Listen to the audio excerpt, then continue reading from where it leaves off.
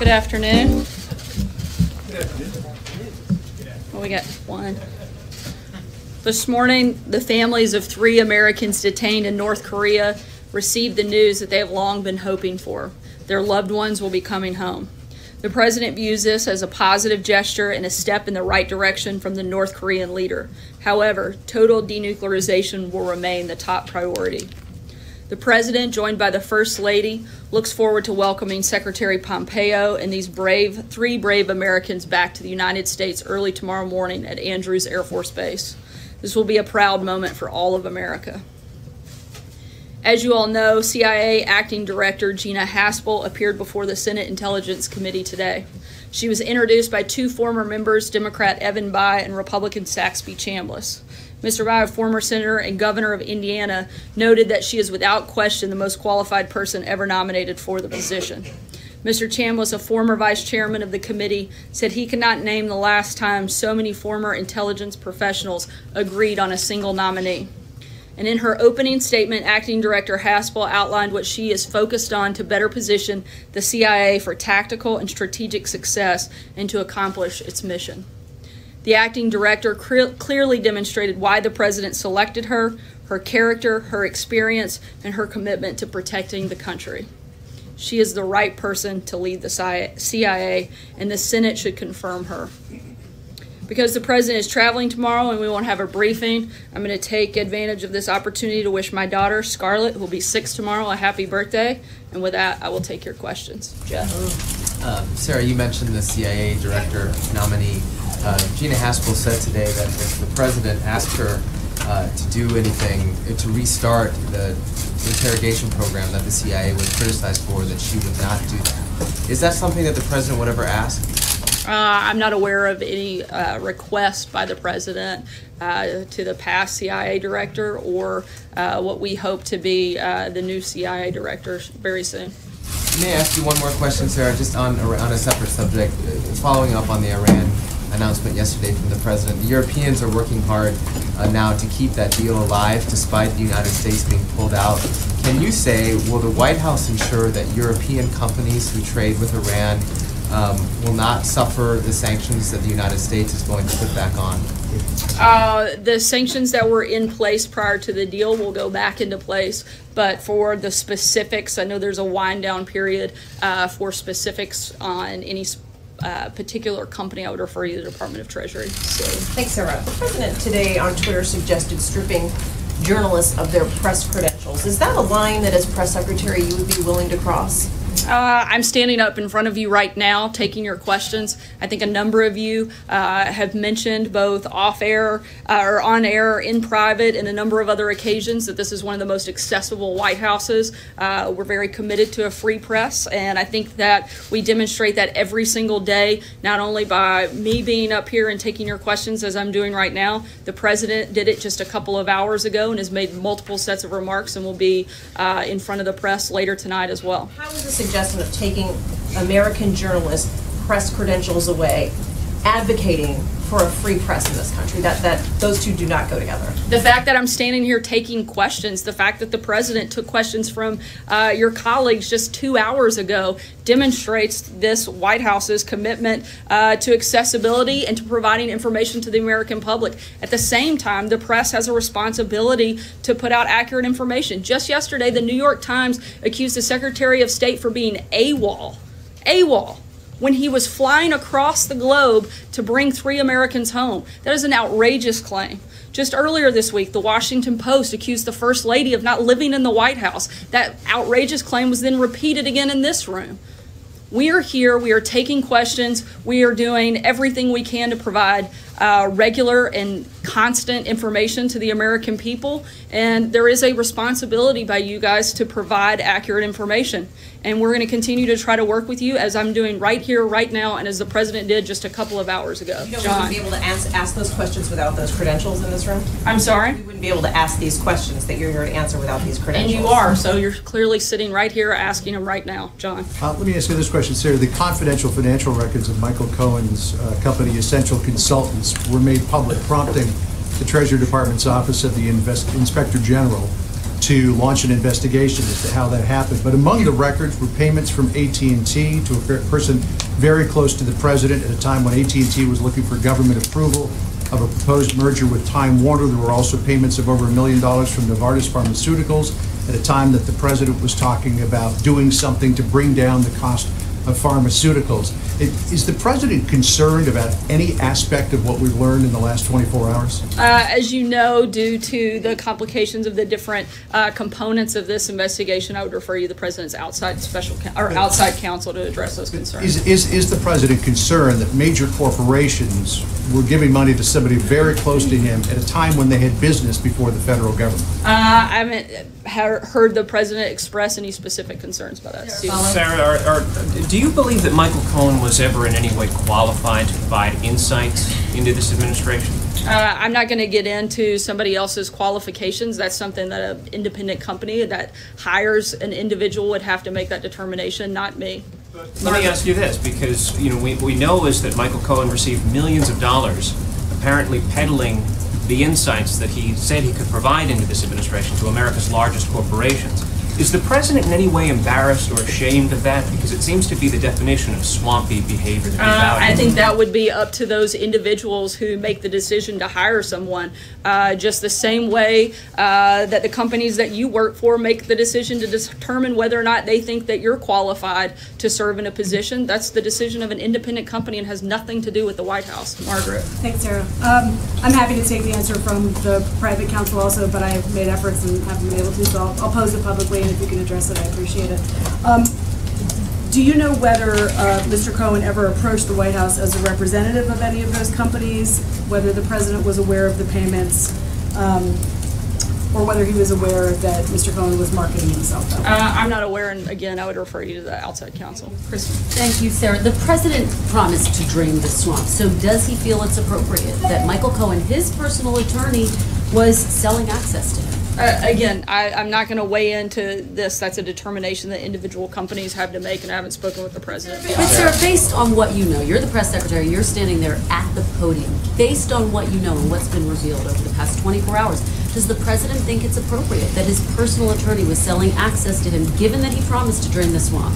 Again, I am purposefully, as has our team, we're not engaging in matters in this process at all, and I would refer you to the outside counsel for anything that has anything to do with Michael Cohen or others. Sorry, Kristen, I gave you a couple of minutes. Let me just ask you one more question. Has the president taken any action during his administration to benefit Novartis, AT&T, Korea Aerospace? Not that I'm aware of. Saudi Arabia said that they would pursue a nuclear weapons program if Iran were to pursue a nuclear weapons program. Would they have the administration's support in the event that that occurred? Right now, I don't know that we have a specific policy announcement on that front, but I can tell you that we are very committed to making sure that Iran does not have nuclear weapons. Sarah, thank you. The president said today about Iran, he said, we'll see how we do with Iran. Probably we won't do well with them, but that's okay. Does the president feel as if he can negotiate with Iran going forward, or is he resigned to the fact that these two parties might be so far apart on a potential new deal going forward? As the president said yesterday, he would like to see something happen, but we are 100% committed to making sure that Iran does not have nuclear weapons. And until we see that happen, we're going to continue to put maximum pressure, enormous sanctions on them. All of the sanctions that were in place before the deal are back in place, and we are preparing to add additional sanctions that may come as early as next week. Can you tell us, the president had expressed an interest in meeting Kim Jong-un at the DMZ, but today he said that is not going to be the case. Can you walk us through why that's no longer the case? What were the issues that have not made that possible? I can tell you that a date and location are set, but beyond that, I don't have any other announcements at this point, but we expect that to be announced here in the next few days. Steve? Yeah, if I could just follow up on that. For this administration, what are the most important criteria for the location for that summit? I'm not going to get into the specifics at this point. When we make an announcement about the date and the location, we'll provide further detail at that point. Dave? Thanks, Sarah. Was the decision to send Secretary Pompeo to North Korea yesterday at the very time the president was ripping up the Iranian nuclear deal. Was that meant to reassure North Korea that the United States can make a nuclear deal that will be stuck to? I'm sorry, I couldn't hear the last part of your question. Was that intended to reassure North Korea that it's worthwhile getting into negotiations with the United States over a nuclear deal that we will stick to? The purpose was to make sure that we continued the progress that we have had on setting the date and the location for the president's meeting with Kim Jong-un, which happened, as well as an additional thing which you all know about, and that was Secretary Pompeo was able to bring home those 3 Americans, which will be back in the United States later tonight. Follow on North Korea? Sorry, right here. Sarah, I want to ask you about the tone of this potential summit, because earlier this week, North Korea criticized the president's claim that his so-called maximum pressure campaign was responsible for the meeting between South and North Korea. And just yesterday, a senior North Korean official reminded Secretary Pompeo that that happened not as a result of outside sanctions. So does President Trump maintain that he had, quote, everything to do with that meeting? And is he worried that the backlash about that claim could impact the tone of his own meeting with Kim? The president has talked about certainly that the maximum pressure campaign has worked. We have seen North Korea make progress since that campaign started, but the president has also been very clear that some of that success is due to our allies and our partners, particularly both President Moon, Prime Minister Abe, and President Xi, and their role in helping put pressure on North Korea, and they have all played a big role in the maximum pressure campaign. But a lot of that is due to the fact that the president has spent time developing relationships with those individuals, and they've collectively been able to put pressure on North Korea. And can I ask you another question about the 3 detainees? Can you give us any details about how and when they were informed they were coming home, their immediate reaction? And if nothing else, their families, how they found out, and whether the president has spoken to any of them directly? I know that there has been a number of different points of outreach from the administration starting early this morning to contact the families. In terms of other details, I don't have that for you right now, but we'll be happy to provide it as we have it. Jordan? Thanks, Sarah. There were reports this morning that NAFTA negotiations had hit a snag over autos. Is the White House now pessimistic it will reach a deal on NAFTA by the end of this month? We're going to continue to push forward in those negotiations, but as the president has said, he wants to make sure that we get the right deal, but I don't have any announcents on it yet. How do you handicap the chances of a deal? I'm not a gambler, so I'm not gonna throw out wild percentages here, but we're gonna continue in that process. John? Thank you, Sarah. For a long time, you and the president and other administration spokesmen have been saying there will be an infrastructure bill. In fact, you were saying it before Scarlett's last birthday when you corrected me on her name. That's a pretty good memory, John. But you nailed it this time, so. Right, got it right. And on Capitol Hill and in business, people doubt that they will see any kind of bill see the light of day. And they point out that you could say maybe the $20 billion in the appropriations bill that deals with infrastructure or the reauthorization of measures such as the FAA could count as infrastructure legislation. Aside from the concatenation of things in other bills, will there be an infrastructure bill, yes or no? Ever, or are you talking about by the I don't know that there will be one by the end of this year. Certainly the administration, as you mentioned, secured some funding for infrastructure projects.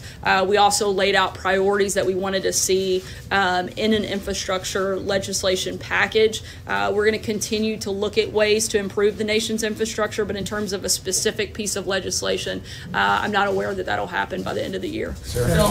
Yeah, Sarah, Gina Haspel told the Senate today that she would not reopen enhanced interrogation programs if she becomes CIA director. And how does the White House square that with President Trump's long-held belief that torture is acceptable? He, on the campaign trail, repeatedly endorsed torture as a form of interrogating terror suspects? The president has confidence in Gina Haspel to lead the CIA and wants to see her do exactly that, and is going to allow her to fulfill that position and make those decisions.